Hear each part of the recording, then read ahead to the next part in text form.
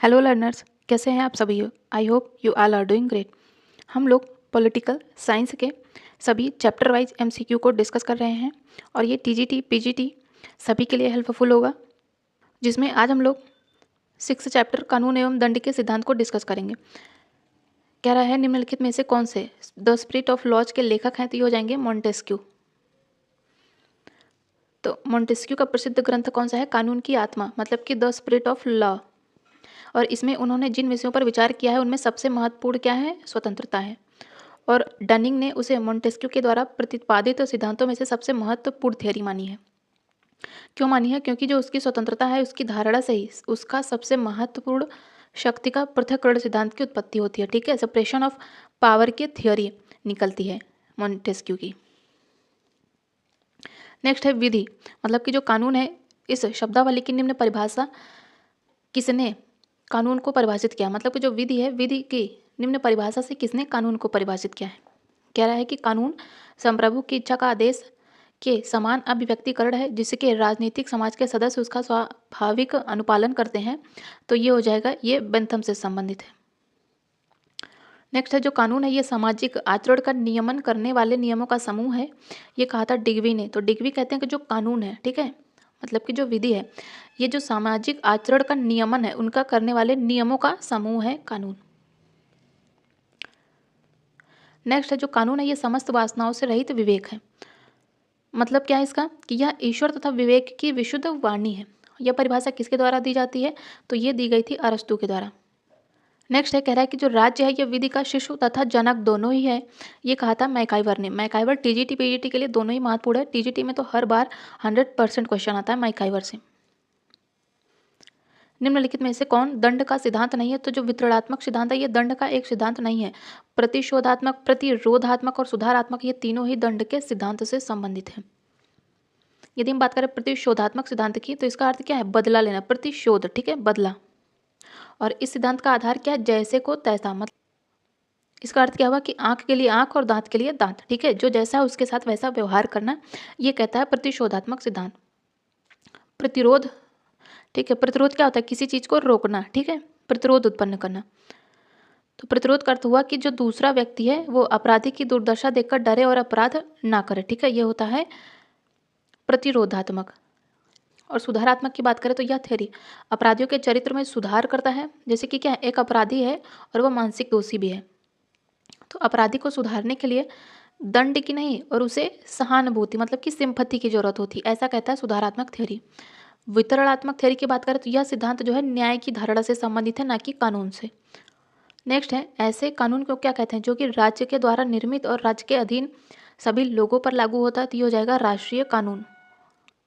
Next है, Dicey ने निम्न में से किस अवधारणा की श्रेष्ठ व्याख्या करी है? तो डायसी ने विधि के शासन की श्रेष्ठ व्याख्या करी है। नेक्स्ट है, बेंथम के अकॉर्डिंग जो विधि का लक्ष्य है वह क्या होना चाहिए? तो बेंथम कहते हैं विधि का लक्ष्य होना चाहिए अधिकतम व्यक्तियों का अधिकतम सुख। बेंथम की प्रसिद्ध कृति कौन सी है? नैतिकता और विधि निर्माण के सिद्धांत की रूपरेखा 1789 में आती है, ठीक है। कानून जो है ये संप्रभु की आज्ञा है, ये कहा था किसने? ये कहा था ऑस्टिन ने। नेक्स्ट है, जो कानून है ये उच्चतर के द्वारा निम्नतर को दिया गया आदेश है, रिपीटेड क्वेश्चन है, ये कहा गया था ऑस्टिन को। इसको हम लोग इसके पहले वाले चैप्टर में डिस्कस कर चुके हैं। जहाँ कानून नहीं होता वहाँ स्वतंत्रता भी नहीं होते। मतलब क्या हुआ इसका? कि कानून का स्वतंत्रता के आपस में इंटर रिलेशन है, ठीक है। ये किसने कहा था? ये कहा था लॉक ने। मतलब कि कानून जहाँ होगा वहाँ स्वतंत्रता भी होगी, यदि कानून नहीं होगा तो स्वतंत्रता भी नहीं होगी, ऐसा कहते हैं लॉक।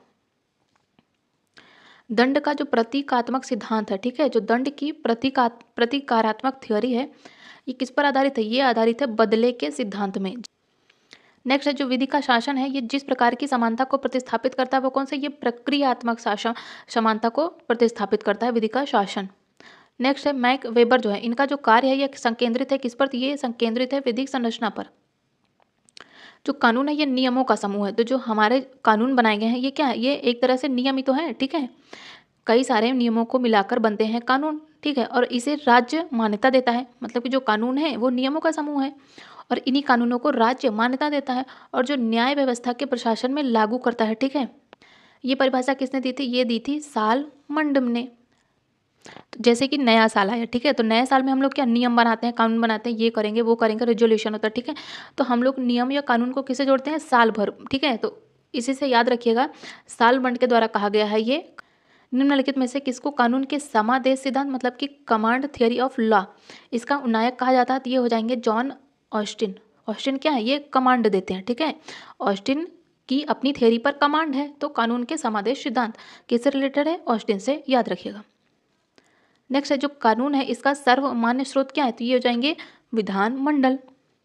कानून जो है ये राज्य का पूर्ववर्ती है और राज्य से ऊपर है। यह किसने कहा था? यह कहा था लियो डिग्वी ने। निम्नलिखित विचार किसने दिया था कि जो राज्य है ये विधि का नहीं वरन विधि राज्य का निर्माण करते? ये कहते हैं क्रैब। राज्य जो है कानून का शिशु व जनक दोनों है, ये अगेन रिपीटेड है, मैकाइवर के द्वारा कहा गया है। निम्नलिखित में से किस देश को विधि का शासन का परंपरागत स्थान माना जाता है? तो ये हो जाएगा इंग्लैंड। विधि के शासन की जो आधुनिक संकल्पना है उसको निरूपित करने का श्रेय किसे दिया जाता है? तो ये हो जाएंगे एवी डाइसी। नेक्स्ट है जो कानून का शासन है इसका मुख्य उद्देश्य जो है वो क्या होना चाहिए? प्रेस की स्वतंत्रता होनी चाहिए, नागरिकों की भी स्वतंत्रता होनी चाहिए तथा जो न्यायपालिका है उसकी भी स्वतंत्रता होनी चाहिए। किसने कहा था कि जो कानून है न्यायोचित और अन्यायोचित के नियम है, जो कि कोई विधि से विपरीत नहीं है उसे अन्यायोचित नहीं माना जाता? ये कहा गया था हॉब्स के द्वारा। मैक्स वेबर के अकॉर्डिंग सर्वश्रेष्ठ वैध सत्ता क्या है? तो ये विधिक विवेकपूर्ण सत्ता ही सर्वश्रेष्ठ वैध सत्ता है। और मैक्स वेबर ने सत्ता के 3 प्रकार बताए, परंपरागत सत्ता, चमत्कारिक या फिर करिश्माती सत्ता, और तीसरा है विधि या फिर विवेकपूर्ण सत्ता।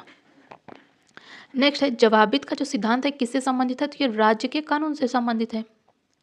नेक्स्ट है किसके अनुसार जो कानून है ये बाह्य कार्यों के वे सामान्य नियम हैं जिनको प्रभुत्व संपन्न राजनीतिक सत्ता लागू करती है? तो ये कहा था हॉलैंड ने।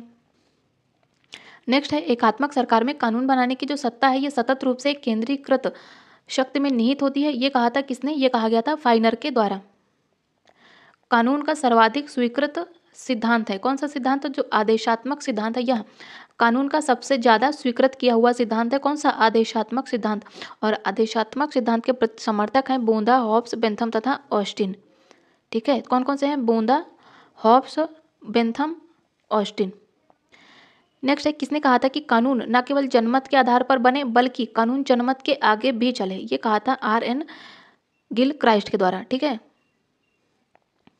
किसने कानून को उच्चतर के द्वारा निम्नतर को दिए गए आदेश के रूप में परिभाषित किया था? अगेन जॉन ऑस्टिन ने कहा है। जो अंतर्राष्ट्रीय कानून है ये अपने संप्रयोग में है। तो इसका अर्थ क्या है? जो अंतर्राष्ट्रीय कानून है ये अपने संप्रयोग में विश्वव्यापी होते हैं। मतलब क्या होगा कि जो अंतर्राष्ट्रीय कानून है वो ऐसे होते हैं जिसका सभी देश पालन करने को बाध्य भी होते हैं। क्यों? क्योंकि वे ऐसा मानते हैं कि जो इसका पालन करने से वैश्विक शांति और स्थिरता बनी रहेगी।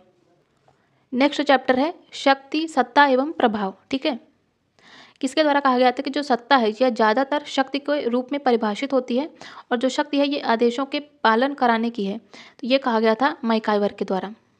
किसने कहा था कि जो शक्ति है वो भ्रष्ट कर देती है और पूर्ण शक्ति पूर्ण रूप से भ्रष्ट कर देती है? तो एक्टन के द्वारा कहा गया था। ठीक है, लॉर्ड एक्टन के द्वारा। निम्नलिखित में से सत्ता नेक्स्ट है निम्नलिखित में से किसने सत्ता मतलब कि प्राधिकार को प्राकृतिक आवश्यकता माना है? ये माना है रोजर स्क्रटन ने। किसका संबंध शक्ति अभिजन की अवधारणा से है? तो ये हो जाएंगे सी राइट मिल्स। नेक्स्ट है कथन दिया है कि जहाँ शक्ति है वहाँ प्रतिरोध है, तो शक्ति होगी तो उसका प्रतिरोध करने के लिए लोग तो होंगे ही, बिल्कुल।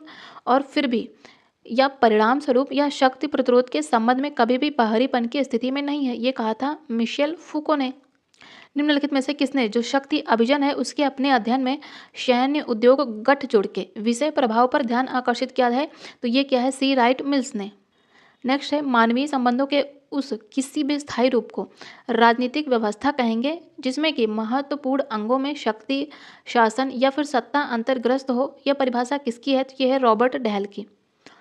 रॉबर्ट डहल की बात करें तो इन्होंने लोकतंत्र के बहुलवादी सिद्धांत का प्रतिपादन किया है। बहुलवादी से रिलेटेड जितने भी क्वेश्चन बन सकते हैं हम लोगों ने इसके प्रीवियस वीडियो में डिस्कस किया था। इनकी प्रमुख रचनाएं याद रखिएगा। हु गवर्न्स 1961, ऑन डेमोक्रेसी 1998 में प्रकाशित होती है और डेमोक्रेसी एंड इट्स क्रिटिक्स 1989 में प्रकाशित होती है। नेक्स्ट है लॉर्ड एक्टन का कथन है कि जो शक्ति है ये भ्रष्ट करती है और निरंकुश शक्ति बिल्कुल ही विकृत कर देती है। तो इसका हो जाएगा 2। लॉसवेल कहते हैं कि शक्ति विनिश्चयों के निर्माण में एक सहभागिता है और पेरेटो कहते हैं कि जो इतिहास है ये कुलीन तंत्रों का कब्रिस्तान है, तथा रॉबर्ट डहल के द्वारा कहा गया है कि जो राजनीतिक व्यवस्था है ये मानव संबंधों का एक सतत प्रतिमान है जो कि शक्ति, आधिपत्य तथा सत्ता को समाहित करती है। तो इसका हो जाएगा 2, 3, 1, 4। नेक्स्ट है जो राज्य पड़ोसी राज्यों को बिना अपने में मिलाए उन्हें अपने अधिकार में और वश में रखते हैं वे कौन से राज्य हैं, तो हो जाएंगे अधिकार राज्य। शक्ति और प्राधिकार मतलब कि शक्ति और सत्ता में निर्भेदक तत्व क्या है, तो हो जाएगी वैधता मतलब कि वैलिडिटी। नेक्स्ट है प्रभाव की एक विशेषता कौन सी नहीं है, तो प्रभाव को देखा जा सकता है, नहीं, यही प्रभाव की विशेषता नहीं है क्योंकि प्रभाव को देखा नहीं जा सकता, इसे महसूस नहीं किया जा सकता और इसमें द्वि संबंध भी होता है। निम्न में से किस लेखक के अनुसार जो शक्ति है ये बंदूक की नली से निकलती है, तो ये माओ त्सुंगो के अनुसार। निम्न में से कौन सा वैधता है मतलब वैलिडिटी का आशय क्या है, तो वैलिडिटी का मतलब है कि ऐसी आस्था उत्पन्न करना और उसे कायम रखना कि जो प्रचलित राजनीतिक संस्थाएं हैं वो समाज के लिए सर्वाधिक उपयुक्त हैं। नेक्स्ट है वैध जो शक्ति है वो मानी जाती है वो कौन सी है, तो हो जाएगी सत्ता मतलब कि प्राधिकार। नेक्स्ट है जो शक्ति की अवधारणा है उसके रूप में समूह सिद्धांत मानता है कि जो समूह है ये प्रायः स्वायत्त और विनिश्चय निर्माण के स्वतंत्र केंद्र होते हैं। जो समूह होते हैं ये अंतर्निर्भर होते हैं और जो एक दूसरे की शक्ति को संतुलित भी करते हैं। तीसरा कहता है कि समूहों को वर्चस्ववादी और आश्रित श्रेणियों में वर्गीकृत किया जा सकता है। तीसरा गलत है, इसका सही है ओनली 1 और 2। नेक्स्ट है शक्ति और सत्ता को क्या होना चाहिए, तो इसे औचित्यपूर्ण होना चाहिए। तो शक्ति जो है ये व्यक्तियों, समूहों तथा भौतिक परिस्थितियों के प्रतिरोध के होते हुए भी स्वतंत्र कार्य करने की क्षमता का ही नाम है क्या, शक्ति। ठीक है, और सत्ता के बिना शक्ति असाधनात्मक है, परिस्थितिजन्य और अनिश्चित है। नेक्स्ट है मान्यता और प्रतीक। निम्नलिखित में से किसमें सत्ता के विचार की विशिष्ट विशेषताएं हैं, तो ये कहा गया था वेबर के द्वारा। नेक्स्ट है पोपों की लौकिक शक्ति का उदय और पराभव तथा राजाओं और सम्राटों के साथ उनका संघर्ष, यही मुख्य ऐसे विषय थे जिनके चारों ओर मध्य युगीन राजनैतिक चिंतन चक्कर काटता रहा। ये कथन किसका था, तो ये कथन है गेटल का। नेक्स्ट है निम्नलिखित में से कौन माइकल कुको के शक्ति संबंधी विचार को श्रेष्ठ प्रकार से प्रदर्शित करता है, तो ये हो जाएगा ज्ञान के नियंत्रण के प्रकार और उसके सामाजिक नियंत्रण के तौर पर शक्ति। नेक्स्ट है निम्न में से क्या पाडुआ के मार्सिलस की प्रमुख पाठ्य पुस्तक the defender of peace, the defender of peace किसकी है, मार्सिलस की है। ठीक है, इसका मूल प्रभाव क्या था, तो इसमें हो जाएगा सांसारिक सत्ता के पक्ष में प्रबल कैथोलिक विरोधी तर्क, ये द डिफेंडर ऑफ पीस का प्रमुख मूल भाव था। नेक्स्ट है शक्ति पैसे की तरह है, ये कहा था टाल काट के द्वारा। नेक्स्ट है निम्न में से कौन मिशेल फोकॉल्ट के शक्ति संबंधी विचारों को श्रेष्ठ प्रकार से प्रदर्शित करता है, तो मिशेल फोकॉल्ट के शक्ति के संबंधी विचार की बात करता है। तो इसमें क्या होता है कि ज्ञान के नियंत्रण के प्रकार और उसके सामाजिक नियंत्रण के तौर पर शक्ति को प्रदर्शित करता है। इनमें से क्या राष्ट्रीय शक्ति का तत्व नहीं है, तो इसमें हो जाएगी अंतरराष्ट्रीय न्यायिक प्रभाव। शक्ति या फिर सत्ता के औचित्य के रूप में वैधता मतलब कि वैलिडिटी किसका नतीजा है, तो ये उदार सोच का नतीजा है। राजनीतिक बाध्यता का क्या अर्थ है कि कानून के प्रति वाजिब आज्ञाकारिता होना। यह किसका निरूपण है कि जो शक्ति है वो पैसे की तरह, ये है टॉलकॉट पार्सन्स के द्वारा। नेक्स्ट है वैधता के वेबर उपागम के विकल्प के रूप में वैधीकरण संकट विकसित किया गया था, तो ये हेबरमास और ओफे के द्वारा विकसित किया गया था। नेक्स्ट है राजनीतिक विज्ञान में जो सत्ता की अवधारणा है ये मुख्य रूप से किससे संबंधित है, तो ये राजनीतिक है सत्ता की अवधारणा। नेक्स्ट है निम्नलिखित में से किसने राजनीति विज्ञान को शक्ति का विज्ञान के रूप में परिभाषित किया है, तो ये हो जाएंगे कैटलिन। इनकी बुक याद रखिएगा the function of political science, political science के फंक्शन। ठीक है, कैटलिन। अंतरराष्ट्रीय संबंधों में शक्ति है तो ये सापेक्ष है। नेक्स्ट है 1688 की गौरवपूर्ण क्रांति किससे संबंधित है, तो ये संबंधित है इंग्लैंड की। इसको हम लोग प्रीवियस वीडियोस में डिस्कस कर चुके हैं। इतिहास जो है ये कुलीन वर्गों का शमशान है, यह किसका कथन है, तो ये है पेरेटो से संबंधित। निम्नलिखित में से किसने प्रबंधकीय क्रांति की बात कही है, तो ये कही है जेम्स बर्नहम ने।